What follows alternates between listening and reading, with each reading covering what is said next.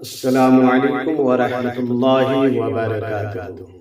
آئیے پرسوز واقعہ سنتے ہیں کہ نہ جانے کیسے کیسے اللہ والے دنیا میں آئے اور آتے رہیں گے۔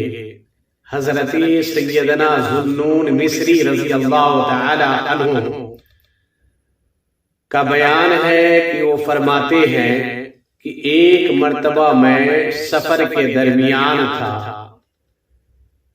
کہ لوگوں نے مجھے بتایا کہ یمن میں ایک عبادت گزار رہتا ہے، ایک مجاہد رہتا ہے جو عبادت میں اعلیٰ مقام رکھتا ہے اور خائفین میں اونچا مرتبہ رکھتا ہے۔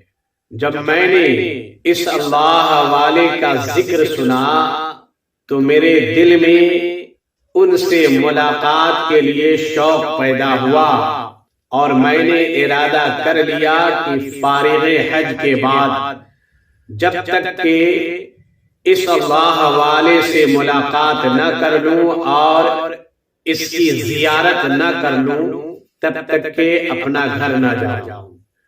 چنانچہ حضرت سیدنا ذوالنون مصری رضی اللہ تعالی عنہ کہتے ہیں کہ حج سے فراغت کے بعد میں اس اللہ والے کی ملاقات و زیارت کے شوق سے میں یمن کے جانب نکل پڑا اور پوچھتا پوچھتا اس اللہ والے کے گھر تک پہنچ گیا۔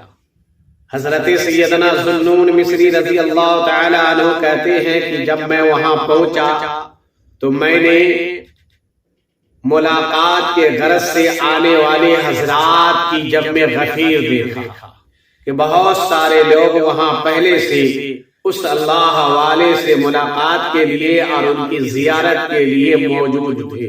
حضرت سیدنا ذوالنون مصری رضی اللہ تعالی عنہ کہتے ہیں ہم لوگوں کے درمیان ایک ایسا نوجوان تھا جو کافی نحیف اور کمزور بدن والا تھا مگر متقی پرہیزگار تھا، اس کا چہرہ زرد تھا، ایسا معلوم ہو رہا تھا کہ کسی بڑی مصیبت نے اسے موت کے قریب کر دیا۔ تھوڑی دیر کے بعد دروازے سے ایک اللہ والا نکلتا ہے اور جمعے کی نماز کے لیے وہ چل دیتا ہے۔ حضرت سیدنا ذوالنون مصری رضی اللہ تعالی عنہ کہتے ہیں کہ میں بھی اس اللہ والے کے پیچھے چل پڑا۔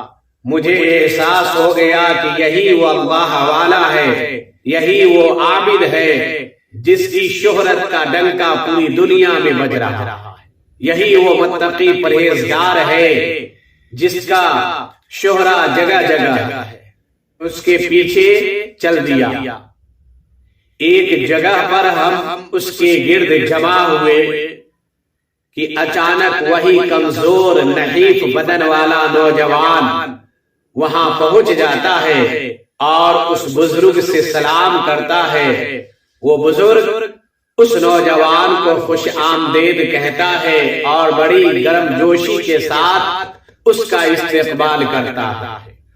اس کے بعد وہ نوجوان کہتا ہے، اے شیخ، اللہ نے آپ کو دلوں کی بیماری کا طبیب بنایا ہے اور گناہوں کے در کا معالج بنایا ہے۔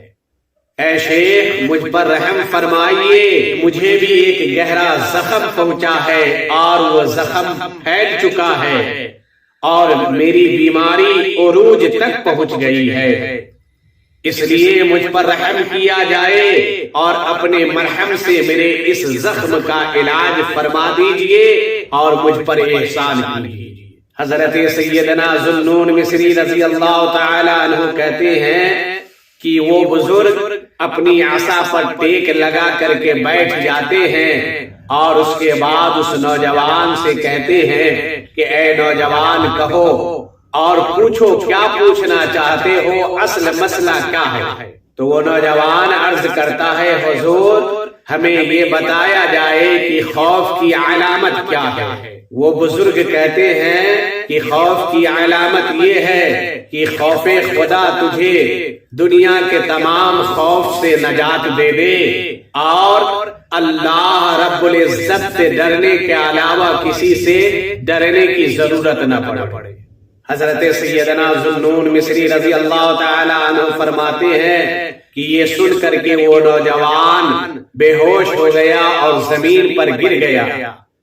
تھوڑی دیر کے بعد جب اس کو افاقہ ہوا تو اپنے چہرہ کو صاف کیا اپنے ہاتھ سے، اور پھر بزرگ سے کہا کہ حضور اللہ آپ پر رحم فرمائے کہ انسان خوف خدا میں کب پختہ ہوتا ہے اور خوف خدا میں اسے درجہ کمال کب نصیب ہوتا ہے۔ تو اس بزرگ نے کہا کہ جو دنیا میں اپنے آپ کو بیماروں کی طرح رکھے اور بیماری کے طویل ہو جانے کی وجہ سے اس کی دوا کی کڑواہٹ کو برداشت کرے۔